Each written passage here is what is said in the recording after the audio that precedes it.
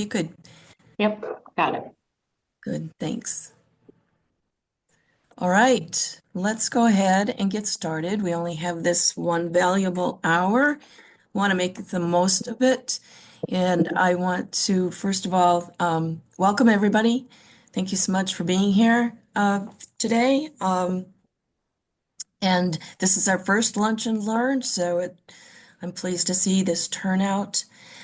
Before we dig in, let's just do some quick introductions. It's a small enough group, I think we have time for some introductions. It's always nice to get to know each other a little bit better.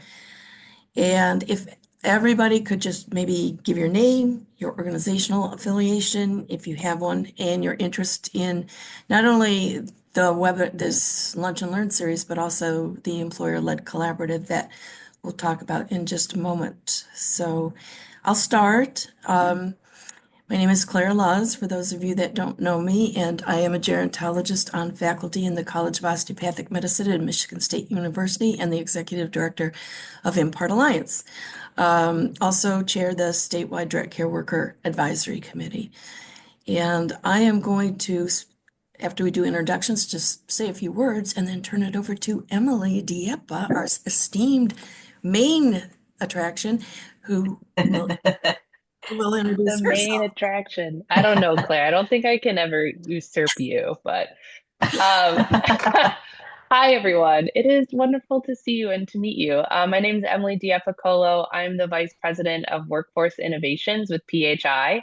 And fear not, I will say a little bit more about PHI once I get to my slides.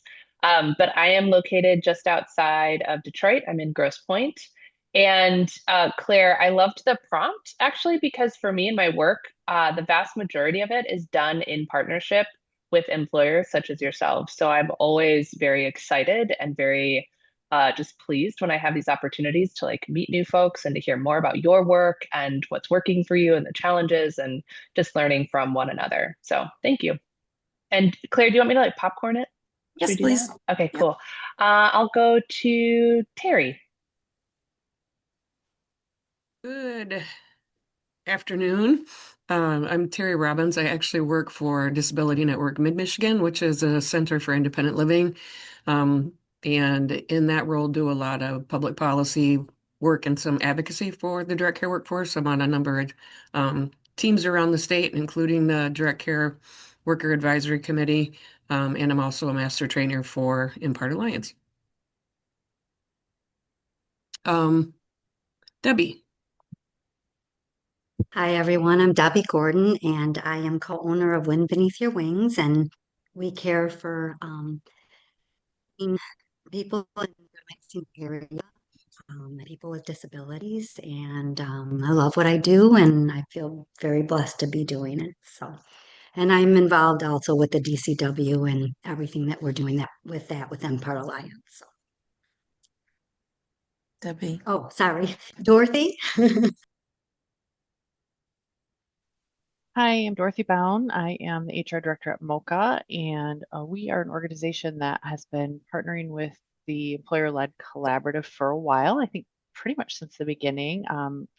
And I am just interested to hear what additional tools I can learn that might be available for specifically to our recruiting topic we have to discuss today. How about Kendra? Hi, everyone. My name is Kendra. I'm an independent contractor consultant with IMPART Alliance. My background is in healthcare social work, primarily with older adults, but I've transitioned to this stage of my career being focused on career development and well-being for all healthcare professionals and how I can partner and work with organizations that want to strengthen our nation's healthcare workforce.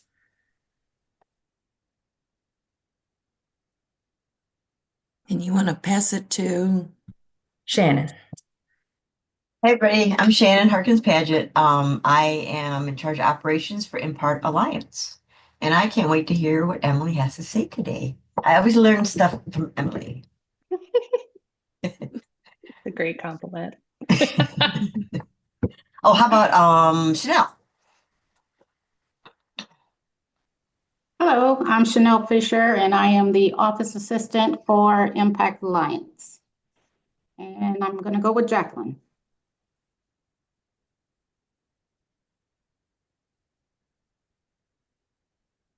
You're on mute. Oh, Jacqueline, I think you're on mute. I don't think she's on mute. It looks like maybe your audio isn't connected somehow. Hmm.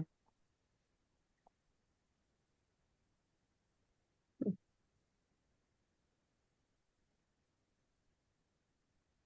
wonder, Claire, maybe we can jump to another person, and Yep, Jacqueline, you could put it in the chat.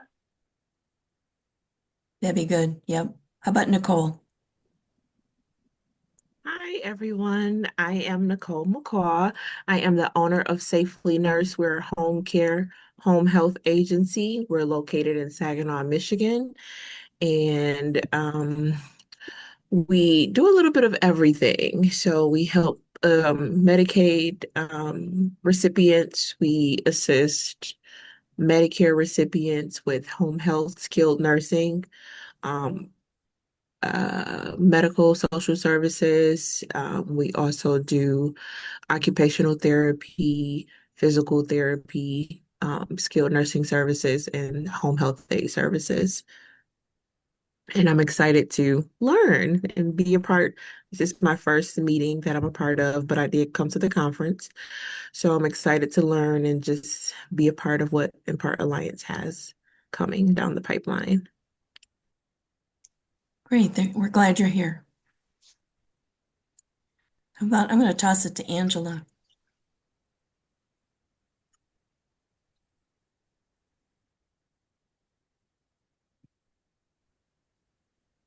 Hello, everybody. I'm Angela Persinger, and I'm happy to be here with all of you ladies today. I've been working with IMPART Alliance as a subject matter expert, as well as a DCW in the field, and now a support broker. So I'm really interested to always be learning and educating myself about what's going on in other communities so I can bring it to my community. I'm mainly working right now in Washtenaw County.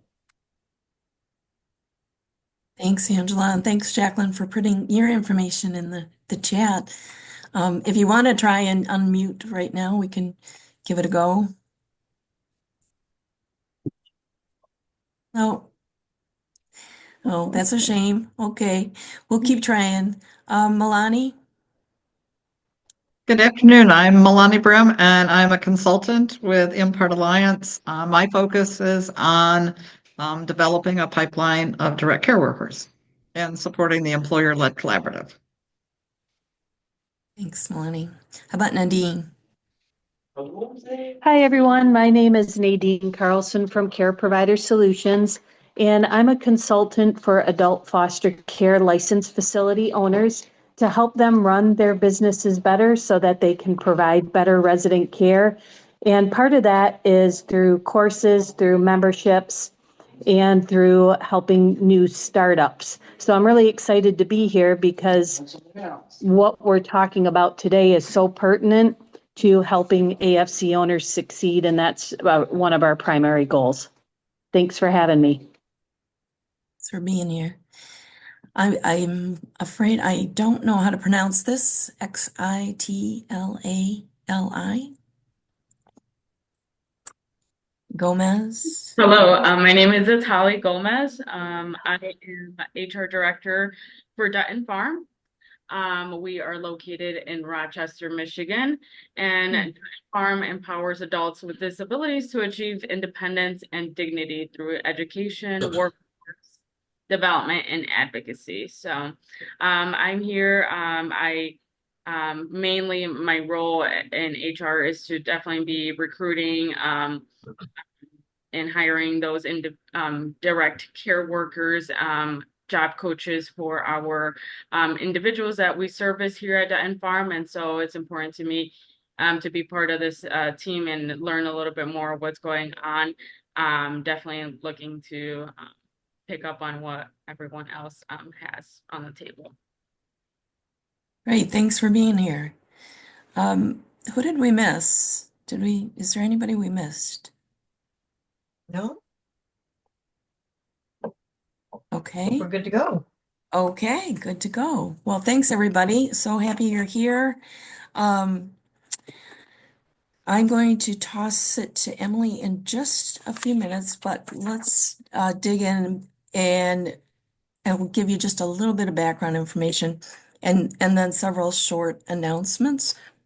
Um, as you all know now, we are starting a statewide employer-led collaborative, and I'm very excited about this, as we know that without question, for substantial, sustainable progress to be made towards expanding and stabilizing the direct care workforce, employers really need to be at the table and helping to shape any systems reforms that are required.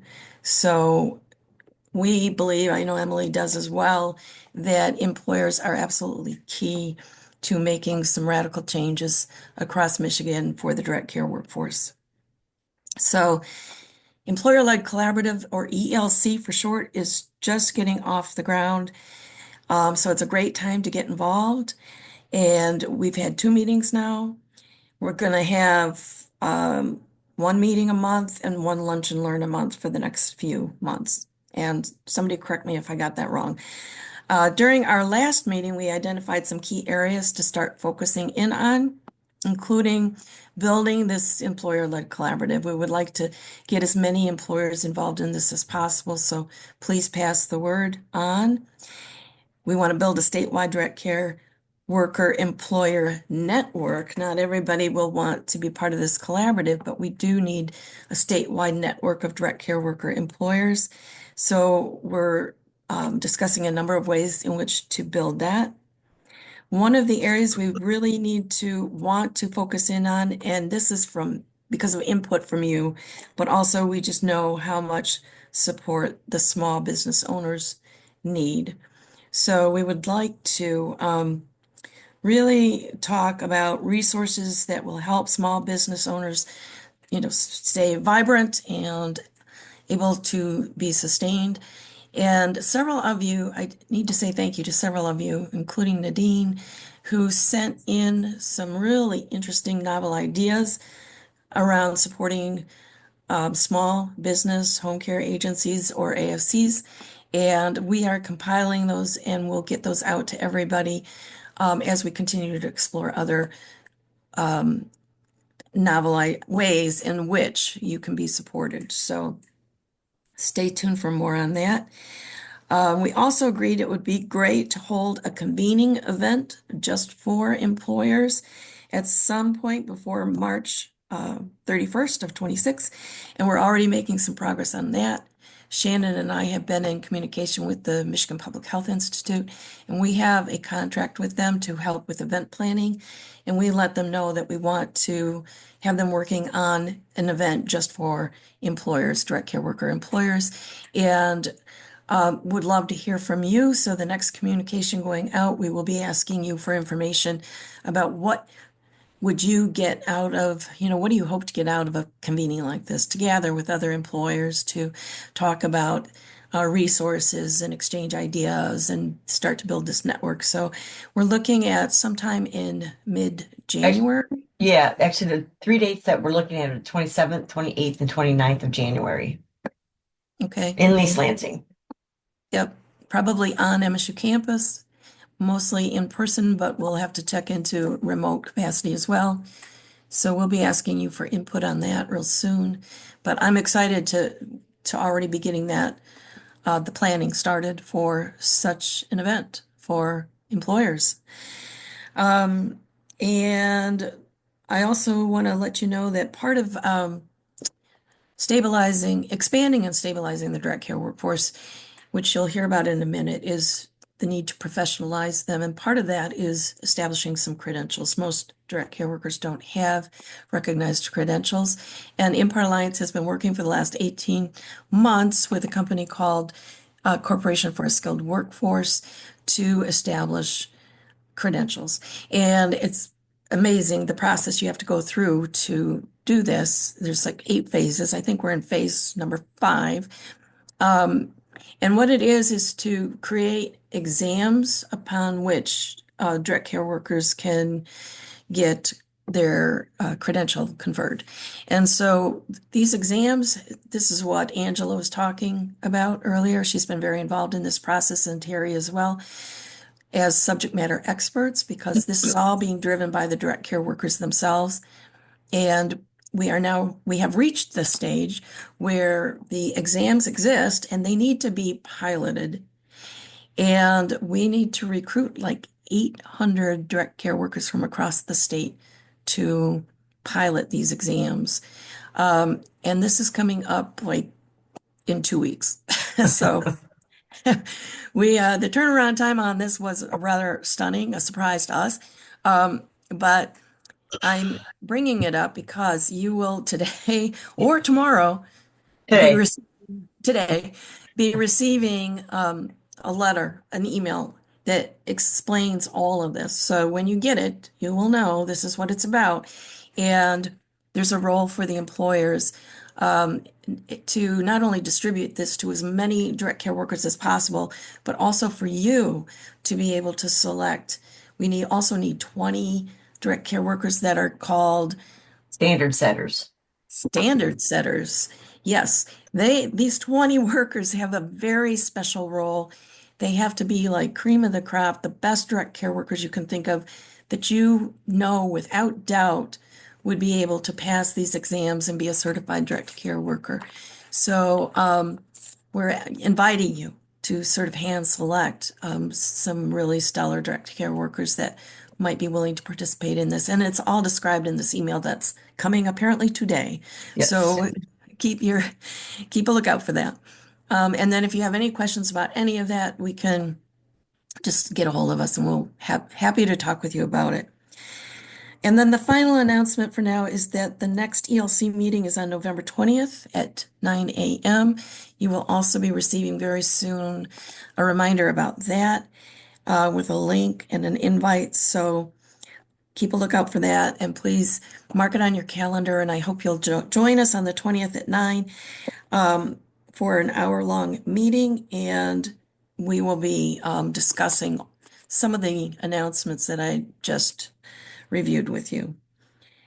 Okay, let's get into the program without further delay.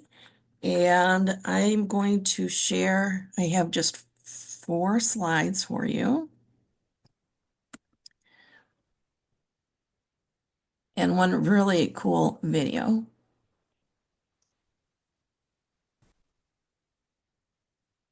Watch now, Emily and I just tested this. And of course, now it's not showing up.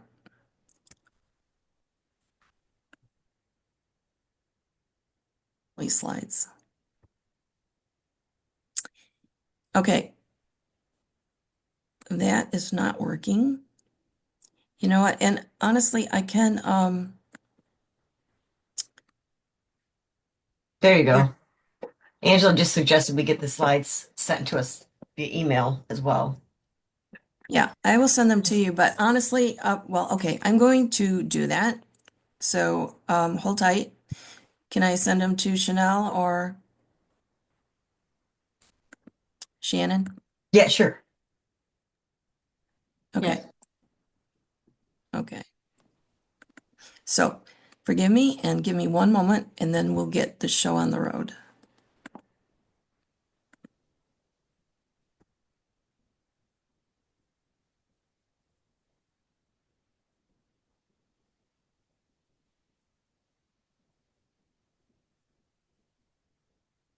Okay, here comes. And back to you. Okay, in the meantime, I can tell you exactly what is on these slides.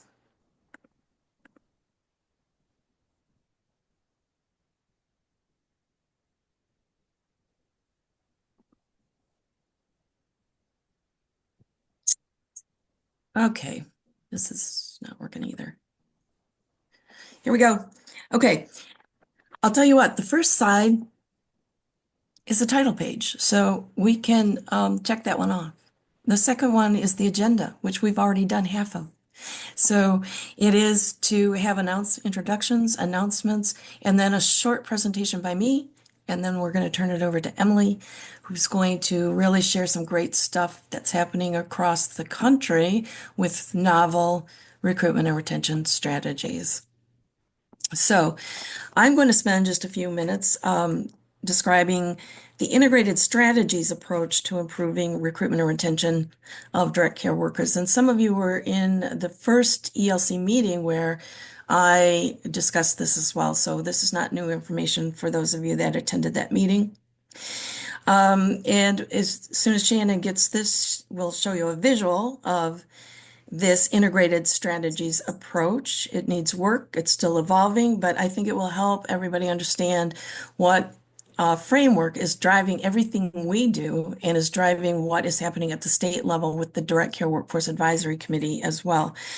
So this framework emerged from studying recruitment strategies developed by PHI and by taking a look, researching what's happening across the country and identifying 3 different general buckets of ways in which strategies to address the direct care workforce shortage. And these buckets, and very general buckets, are to increase wages and benefits. Of course, that's a given. If we want to expand and stabilize this workforce. And the second is professionalization. And by that, I mean establishing some competency standards and some training standards and credentials and career pathways and supportive services to help people stay in the workforce and remove barriers and be successful as a direct care worker. And then the third bucket is all around climate change and culture change. And this is something I think that is unique to Michigan, is we acknowledged that things like low wages and low value placed on direct care workers are symptoms. They're symptoms of something much deeper. They're symptoms of the fact that our society doesn't value direct care workers as much as they should, or caregivers in general for that matter. And partly because it's traditionally been women's work. And we're going to have, I think, in my view, we're not going to get all that far or have sustainable reforms unless we root out those underlying values that devalue caregiving in general. And so we have the 3 buckets. And Shannon, if you could go back one slide, maybe put it in Oh, presentation. shoot. Yeah, hang on. I can't. Go up to slideshow. Yeah, wait.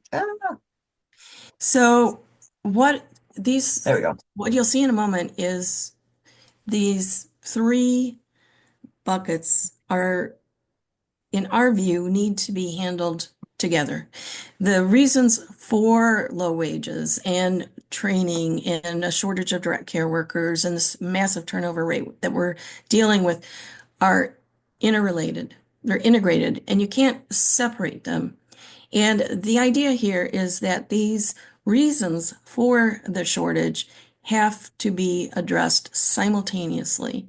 It doesn't help, in my view, in our view, to just raise wages. It doesn't help to just provide training. You really need to do both because they're connected. Everybody, I think, on this call has probably heard me say, at least Sorry. once, that we don't want to pay somebody a whole lot of money, like $50 an hour, if they don't know what they're doing, and then they can hurt somebody or hurt themselves. And on the other side, you could have the best trained direct care worker ever, and it really doesn't matter if they're not making a living wage, or they don't have a car, or they don't have gas to put in the car. You have to really work on both of them simultaneously. And what we're saying in Michigan is that you really need to work on all 3 buckets simultaneously, and that the sweet spot is there in the middle when all 3 are being addressed, and they're being addressed through research and advocacy and systems reforms and policy reforms, and coordinated, and they're coordinated. So that gives, that's a nice little drawing. And it grew out of the realization that just raising wages or just training is more of a band-aid approach, especially if people are working in isolation and these silos. So I've given a lot of presentations, as Emily has, to employers on recruitment and retention strategies that you can try. And I know, and we all know that employers have been trying all of them. They've been trying everything that they know what to do, how to do in order to expand and stabilize their direct care workforce, and still having trouble with recruitment and retention. So the question is why? Why is that? And one reason that might be comforting, a little bit comforting, is because there's so much out of the employer's control.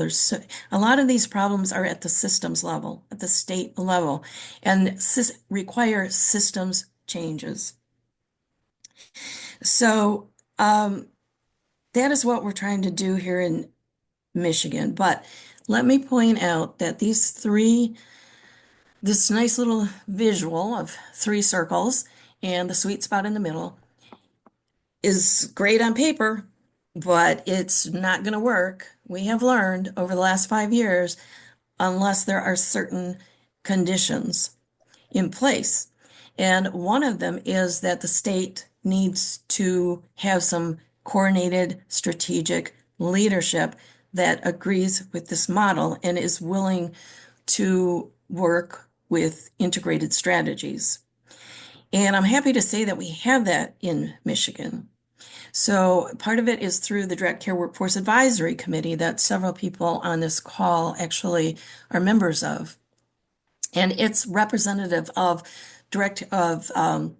people in the direct care worker world who cut across all sectors. So behavioral health, aging services, voc rehab, all different settings, all different populations served. Direct care workers themselves, employers, government officials, including people from Lara, for example. So we've been meeting once a month for 5 years. It's remarkable. And every meeting I sit in awe that all of these people keep coming back and are actively involved in making sure that this model, this framework is used. So we would not be able to be making the progress we're making here in Michigan without the model, but also the strategic leadership across the state that believes in this model. And one of the things we've had to do over time is get some shared language. So for example, the very first meeting, we realized everybody came to that meeting with calling direct care workers by different names, having a different definition of what a direct care worker even is. And it took us a couple of years, but we established some shared language around what's happening with the direct care workforce. And we're calling them direct care workers, but that is an umbrella term. We understand that there are, DSPs and personal care aides and home help aides, and those are all great titles that can continue to be used, but we feel that we have to have some shared language to be able to have consistent messaging taken to the public for public awareness, but also to legislators. It's confusing to the legislators when, a number of us show up using different terms, different definitions of what a direct care worker even is. So just to create momentum that will help drive policy reforms at the systems level, we need this shared language. So we have this in Michigan, and it's exciting, and it has allowed us to make unbelievable progress over the last 5 years, and you'll hear about some of it today, but and I hope Emily will testify to the fact that we're actually being seen nationally as doing groundbreaking work here and making progress. And people are looking to us, a number of people in states are looking to us for guidelines on how to address recruitment and retention through this integrated model. I'm going to just show you one. Well, no, I'm not. I'll do it at the end, Emily, because I don't want to spend time trying to find it at the moment. I knew where it was when we chatted about 20 minutes ago, but I will You say, brought it right up. I did. In fact, let me see. Well, maybe I will try it. The I think everybody on this call knows that IMPART Alliance received a massive grant for the Michigan Department of Health and Human Services, 25 million. And it is meant to develop and try novel recruitment and retention strategies. It's the whole point of it. And one of our big deliverables is to establish a direct care career center in Michigan. The state's given us a lot of creative uh, room to try really cool things to help recruit direct care workers. And I'm just going to show you one really novel thing that we're doing that's exciting and is ready to roll, literally. We have bought a massive box truck, a semi truck, and it is being retrofitted to be a traveling direct care worker training lab. And we hope to take it to remote places that don't have training lab capacity and can't even really get into the virtual training because of broadband problems. So let me just show you this one truck that's about to arrive in Lansing, Michigan. And then we're going to try this one more time, and then I will turn it over to Emily. But this is the kind of cool stuff that's happening in Michigan right now. Okay. Whoa, I did it. Everybody see this? Yep. Okay, 1 minute video, just to give you an idea of some of the stuff happening here. Yeah. Hit What's play. that? Yeah, where is play? Down at the bottom. Down at the bottom. Look at the React heart. It's right above there. Oh, it's because this thing is in the way. Thought I had it, but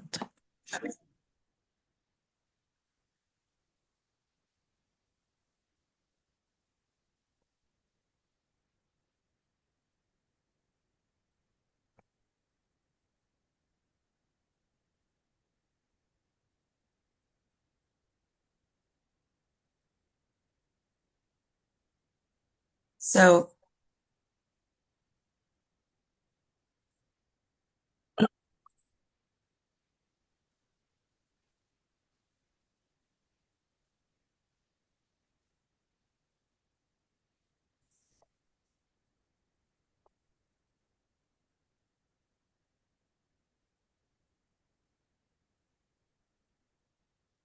So this is what's going to be hitting the road early January. And the inside of it is retrofitted to look like a home environment. And it can fit a trainer and 4 people in it at one time. But as you can see, there's a screen on the outside so that people on the outside can see what's happening on the inside. So you can train more than 4 at a time. We just found a warehouse for this, and we're now in the process of hiring drivers with CDL licenses. So if you know of anybody, let us know because we're going to need a whole pool of drivers for this thing. And I'm going to stop sharing so that we can turn it over to Emily, but it gives you an idea of the kind of cool stuff we're really looking at here in Michigan.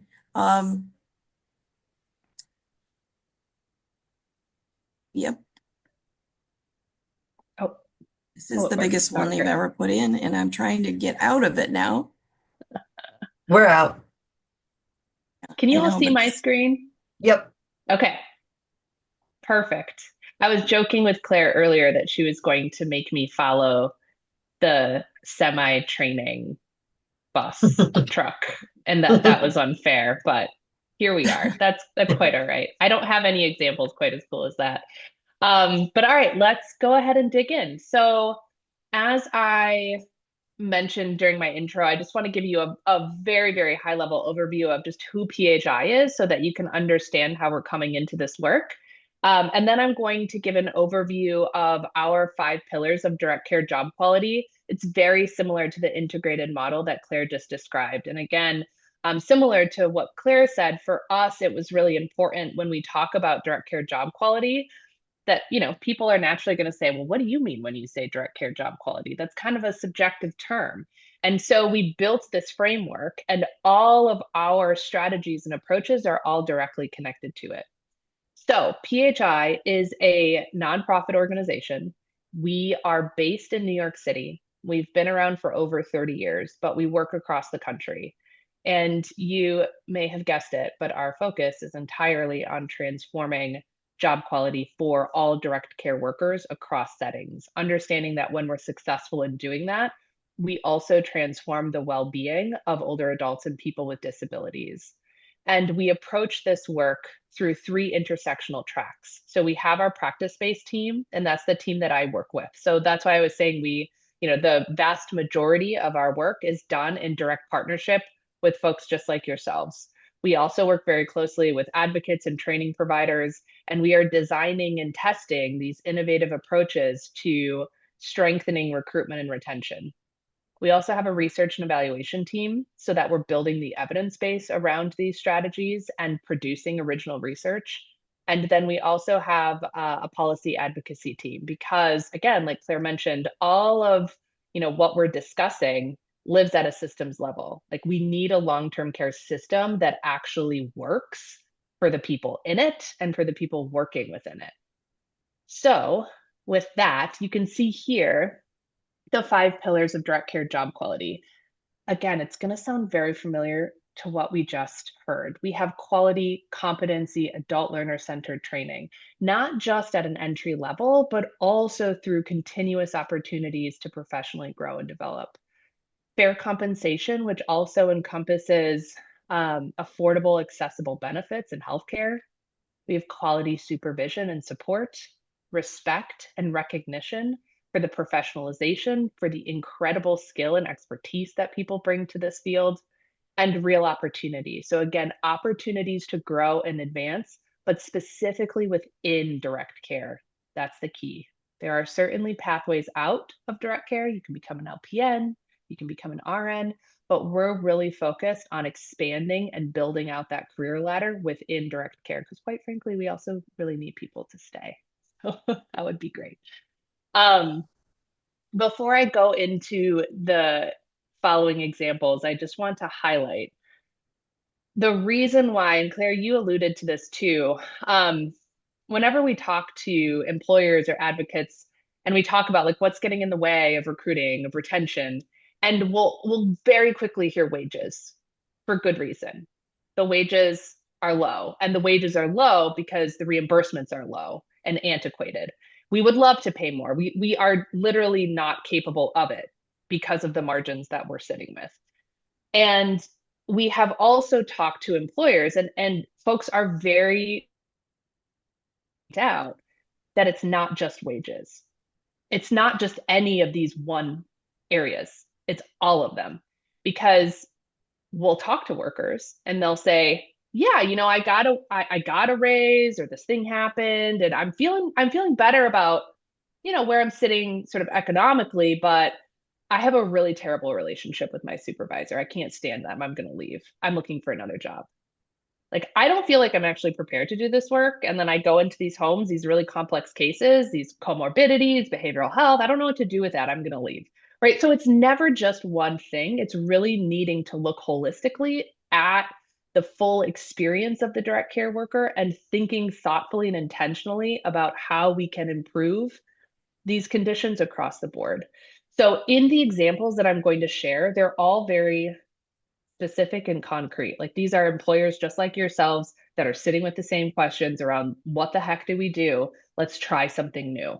So we're going to look at these examples, and on each of the slides, and you'll get a copy of this after we close here. So don't worry if you miss anything, but I've included QR codes. So the QR codes will take you to links and resources that are directly connected to what we're discussing. Again, I'm just trying to make this usable. So, all right. The first example that I want to talk about is from Grace Lutheran. So, as a part of their American Rescue Plan funds, the state of Wisconsin issued a series of workforce innovation grants to long-term care employers. And this was all about testing big ideas. So swinging for the fences, try it out. And one of these ideas from Grace Lutheran was about revamping their recruitment and retention practices by hiring a success coach. So this person was entirely dedicated only to finding and supporting new employees. And their CEO said by the end of that summer, they had already hired more people in 2023 than the entire year of 2022. And that they had seen enough value in that role that they were planning to continue it after the conclusion of that grant. And so next, we're going to take a look at a video, and I'm going to start this. Oh, you know what? I don't think I shared sound. You guys couldn't hear that, could you? All right, 1 second. Let me switch over. One moment. Advanced. Share sound. Okay. Based services Can you hear now? received a boost thanks to Yeah, 350. okay. I'm gonna actually start this at 1 minute. Okay. My name is Brianna Boley. I'm one of the recruiters and success coaches here at Grace. We completely revamped our recruitment process, starting from kind of the initial outreach to our new hires or to our employees coming in. We get to them within 24 hours of applying, hopefully sooner. We also have one person that's following them through the entire process, so they know who they can count on, who they can talk to. And the biggest improvement is we've made an on-site meeting versus an actual interview. They're able to get to know the administrator on a personal level and feel much more comfortable coming into an environment where they feel like even before day one that they're completely supported by everybody in our facility. This opportunity opened up and I was floored with how fast it was and then how easy and seamless it was to get in and just the fit. Like I really felt like I fit in getting to meet everybody and I was like, oh, this is perfect. Some of the biggest challenges is just getting employees. All right, so I'm going to stop it there, but I think this was so interesting to hear that on the recruitment side, you're really looking at an efficient process because this is someone's entire focus. So there are expectations around expedited communication, warm handoffs, and we heard from that last person and just her firsthand experience of the fit. I immediately wrote down that word when she said it. So there was a sense because of that relational approach that I fit in here, that I'm included here. They're relationship building before someone even starts day one. All right, so now the strongest recruitment campaigns that we have often seen position workers as the ambassadors, as the face of recruitment, because workers are the most reliable, compelling narrators when it comes to painting an accurate picture of this work, both on the practical side, like what is it going to take to do this job? Like, what are you going to be asked and expected to do on a day-to-day basis? But then also, what are the types of character and values, like personal values, that you need to hold in order to be successful in this sector? And workers are the best examples and ambassadors of that sort of dual approach. And at Benedictine Living Communities in Minnesota, they created a day in the life video featuring a number of workers. And we're going to watch 2 short clips that illustrate both of those pieces. So sort of like the practical aspects of the job, but then also sort of the heart and soul of it. And I was actually just on an interview yesterday with a home care agency in Wisconsin, and they're considering this type of approach because of their organizational structure, they have some recruitment and hiring support from a corporate office. And what they found is that they were essentially hiring people into direct service roles that had no idea they were doing direct service. For some reason, they thought that they were doing more of like a customer support role. And there was such a wide and vast disconnect around expectation that it was driving people away and really sort of suppressing their ability to recruit and then successfully retain through those first 90 days. All right.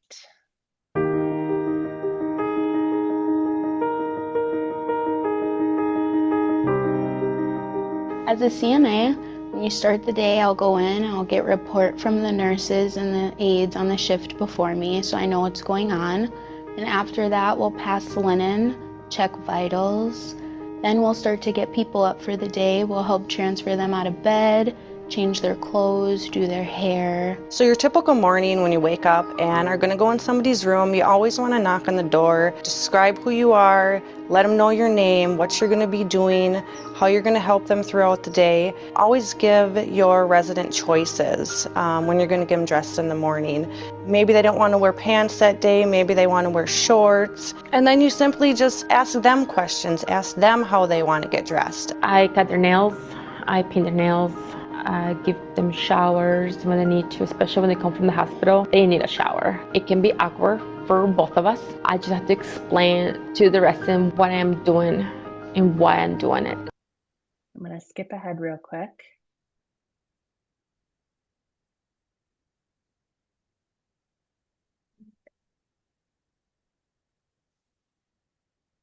And anticipate their needs. So one resident, I was in his room and I was caring for him, and his wife actually pulled me aside. She grabbed me and she told me that she's very grateful for me and she's happy to have me here and that she wants more aides like me. So that was really special to me, and it just made me love my job and realize that I'm here, like this is for me. Working. All right, so the thing with this video, yes, it is clear about what is required in this job, but when you watch it, you want to work with her specifically after seeing that. So it really touches on the practicality of this work, but then also just the absolute heart and soul that goes into it. And that testimony in and of itself is such a huge recruiter. The client is. All right, so I'm gonna cruise through these next few. So this next example comes from Goodwood Living, which is a community in Virginia. And they have developed this program to support new immigrants through the citizenship process. 1 in 3 direct care workers are immigrants. And so recognizing that there was sort of a disproportionately large share of this workforce represented by this population, they really leaned into that. And so they have this program that provides grants to help subsidize the cost of the citizenship program for staff. And then they've also set up a tutoring program where they pair residents with folks that are preparing for their citizenship exam. If you go to this QR code, it's going to bring you to their website, and you scroll down about 2/3 of the way, there's a link. They created an entire playbook around this program so that you can see for other organizations, for other employers, exactly how to set up this type of program. Yes, 27% of Goodwin staff are immigrants. The thing is, if you look at the percentage of the overall population in Virginia, is I think about 10% immigrants. So you can really see how they sort of leaned into this program. And because of it, they have more stable staffing. All right, this next example is super cool. This also comes from Wisconsin, from that innovative grant program, and it's from Capri Communities. So this is very much straddling sort of the recruitment and retention line. They wanted to test a 4-day work week at 2 of their communities. So in this program, it started in January of last year, and it intended to test the value of this flexible, sort of scaled back work week that offers employees more free time, less travel, less childcare need, less burnout, more time to spend as they choose, while being compensated for a full 40-hour work week. So employees select 4 8-hour work days that they want to work, as long as they total 32 hours per week, and they have to include 2 weekend shifts every other weekend. And at one community, their kitchen became fully staffed within 3 weeks of posting the role, which is the first time that they had been fully staffed in years. And then there is this quote that you'll see from this article that said, "We saw a 3,000% increase in applications for our roles. We're rolling this out to our caregiving team next, and saw over 1,500% increase in our applications. In just 2 weeks of recruiting for this new program, we were able to fill 70% of our open roles." at the time and at the conclusion of this grant, they had said something along the lines of like, we're testing this in 2 communities. We want to see what the ROI is to determine if we're going to continue this, if we're going to expand it. And so I did a little digging, and this is their website today. So you can see prominently displayed on their website, there is this big promotion around the 4-day work week. And if you look at the last sentence, they've rolled this out across their communities in southeastern Wisconsin. So it has been sustained and it has been expanded because it was so successful and because they were able to recognize a return on that investment. Okay, so have we heard the phrase, workers don't leave their jobs, they leave their supervisors? Yes, yes, anyone? Okay. So because of this, and understanding that the health and the strength of a relationship between a supervisor and a frontline worker is one of the strongest predictors of whether or not that person's going to stay, PHI developed an organizational change program called the PHI Coaching Approach. And this model consists of a few key elements. One is a 2-day training for supervisors. One is a 1-day training for frontline direct care workers. And it also includes executive coaching. And the whole premise of this model is to transform supervision from the sort of traditional punitive approach into the coaching approach, where you are successfully balancing support and accountability. And at the heart of it, it is this belief in employees and staff. It is, I believe in you to do a good job. I know you can do this job well. And because I believe in you, I'm going to hold you accountable to it, and I'm going to support you through it. Now, I have people say, like, what if I don't believe in the person? That's like a whole other webinar, okay? But through this organizational change model, we conducted a longitudinal study several years back. And out of that study, outcomes included improved communication, reallocation of the nurses' time. So essentially, they were spending less time putting out fires, more effective problem solving, higher employee satisfaction and retention. This program is probably one of the most sought after services that we offer, because so frequently we promote supervisors into roles because they're good at their jobs. It does not mean they come automatically equipped to be effective supervisors. And nothing can suppress an organization's ability to retain their staff if you don't have strong frontline supervision. All right, I'm gonna skip through this. Okay, career advancement. So whenever, again, as I was talking about those pillars, we always want to focus on advancement opportunities within direct care, and peer mentoring is one of those examples because it does a couple of things. It gives opportunities for seasoned staff to grow in their role, but in so doing, you are also helping to support new employees coming into your organization to disrupt that cycle of turnover within the first 90 days. Again, this QR code is going to bring you to an article that shows some real concrete data on the impact of peer mentoring. You'll see here in the second bullet, employers improved 3-month retention rates from an average of 59% at baseline to 84% 3 months after peer mentorship was implemented. So because there aren't these occupational titles, they're not billable, it's so important for these types of workforce interventions to be able to concretely show that ROI, because that's the way you make the case, the argument for sustainability and continued investment. So with that, I'm going to stop sharing. We have 3 more minutes. And I'm sorry that was such a whirlwind, but like I said, I'm going to send you this full slide deck so that you can have all of these resources at hand. But maybe Claire, just in the last couple minutes, would love to open it up. If there are any immediate reactions or questions, we can take those. And then I'm an open book, and my contact info is going to be at the end of the slide deck, so folks can feel free to reach out too. Yeah, any questions for Emily? Or comments, any reaction to everything that was just presented? Love the examples. They're great examples. That 4-day work week one I thought was genius. Right? Yeah. Yeah. And What it's so an telling. investment from the employer to say you're so valuable. We're giving you 40 hours of pay for 32. That's just crazy. It's great. Right. Yeah, there's the article that's linked on that slide.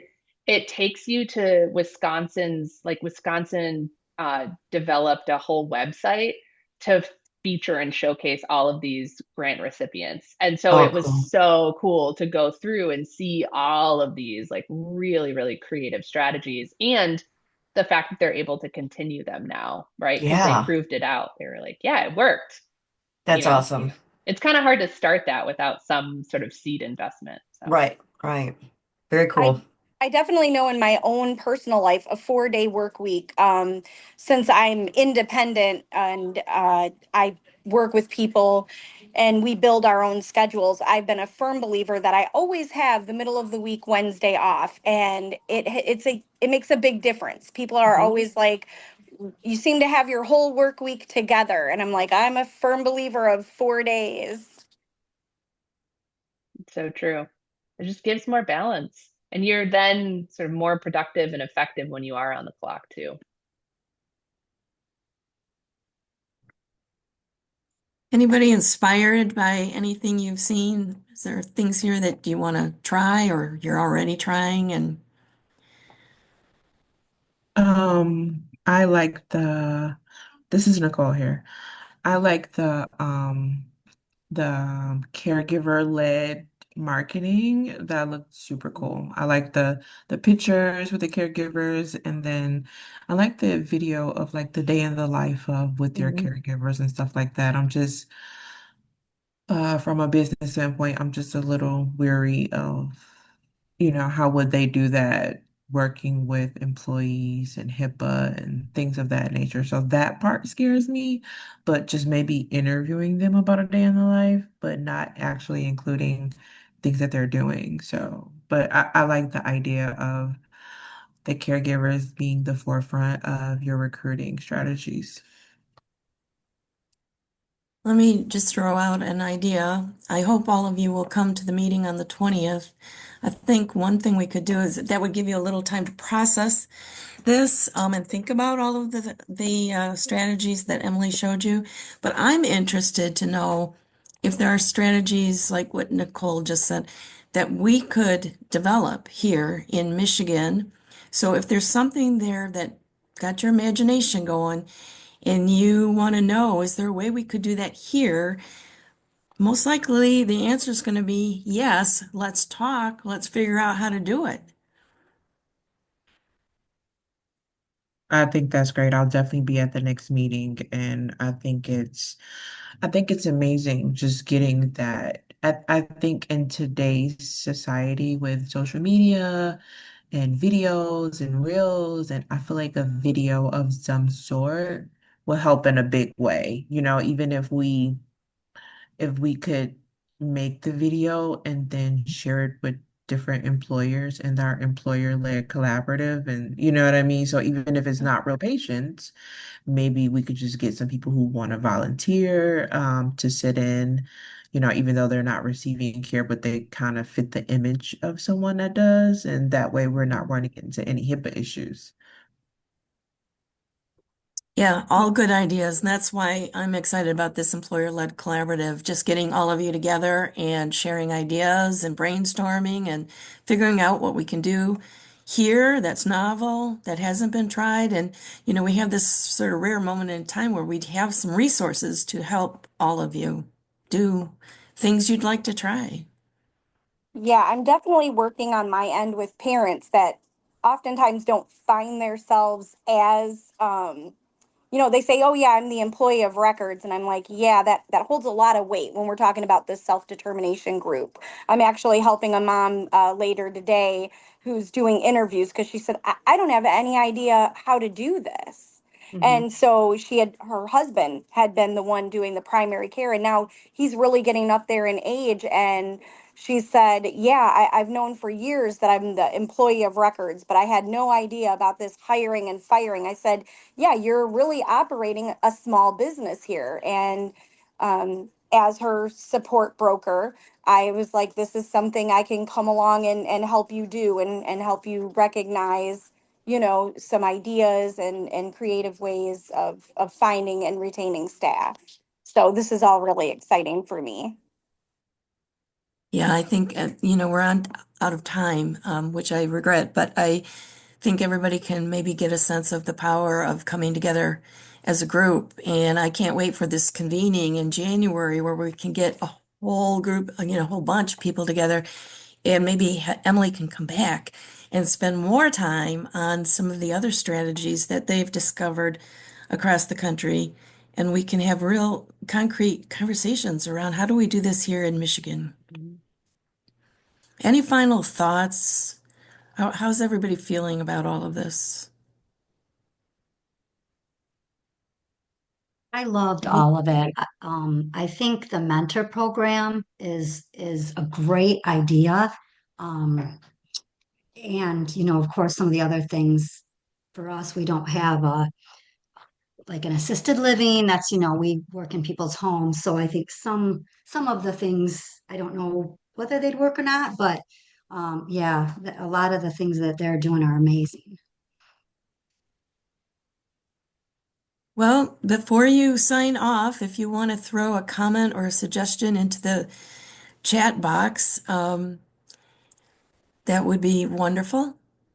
Otherwise, thank you so much for coming today. I'm excited about where this ELC is going and this group coming together to just share ideas and really get some momentum going for serious change here in Michigan. Emily, any last thoughts? No, just thank you. I really appreciate the opportunity to be here and to meet with all of you. And Claire, like you said, I'm always here and always happy to and very eager to participate. So I would love to come back. Yay.